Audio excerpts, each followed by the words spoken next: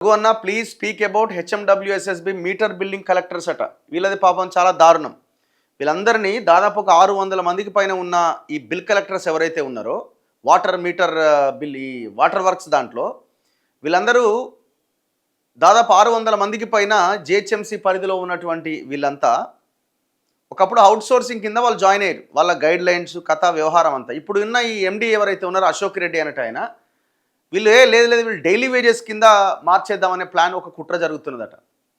అసలు ఉన్న out sourcing ఎంప్లాయీస్నే ఒక కార్పొరేషన్ గొడుగు కిందికి తెచ్చి మధ్యలో ఏజెన్సీలు లేకుండా చేయాలని ఒకవైపున డిమాండ్ చేస్తుంటే మీరు వాళ్ళకి హామీ ఇచ్చి దాదాపు 2 లక్షల మంది ప్రత్యక్షంగా పరోక్షంగా అందరూ కలిసి ఆ లెక్క చూస్తే ఫ్యామిలీస్తో కలిసి 5 లక్షలు దాటుతుంది. ఆ కుటుంబాలను ఆదుకుంటామని చెప్పి ఎలక్షన్లకు ముందు ఎలక్షన్ల అధికారంలోకి వచ్చిన తర్వాత ఎలక్షన్లు అయిపోయి అధికారంలోకి వచ్చిన తర్వాత వాళ్ళకి ఇచ్చిన హామీని గాలికి వదిలేసినారు. అదే ఆంధ్రప్రదేశ్లో అవుట్ సోర్సింగ్ ఎత్తేసి కార్పొరేషన్ కిందకి మార్చినారు. మధ్యలో ఏజెన్సీ వారిని ఎందుకు బతికిస్తున్నారు? ఇంకా చాలా ఇన్ఫర్మేషన్ వస్తున్నది మనకు కూడా. చాలా ఏజెన్సీలు పాత రద్దు చేసి మళ్ళీ వీళ్ళకి సంబంధించిన మంత్రులకు సంబంధించిన వాళ్ళకి ఇచ్చుకుంటున్నారట.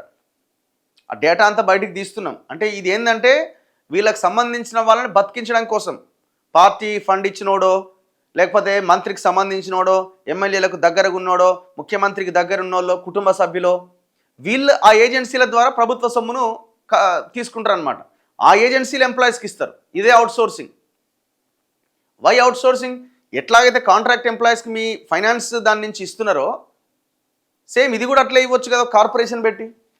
దానివల్ల ఏజెన్సీ వాడికి పోయే ఆ ఎంప్లాయీ మీద వాడికి పోయే 3,000 4,000 5,000 అదేదో డైరెక్ట్ ఎంప్లాయీకి ఇవ్వచ్చు కదా. వాడు ఒక పిఎఫ్ కట్టడు, ఒక ఈఎస్ఐ ఉండదు, ఏమీ ఉండదు.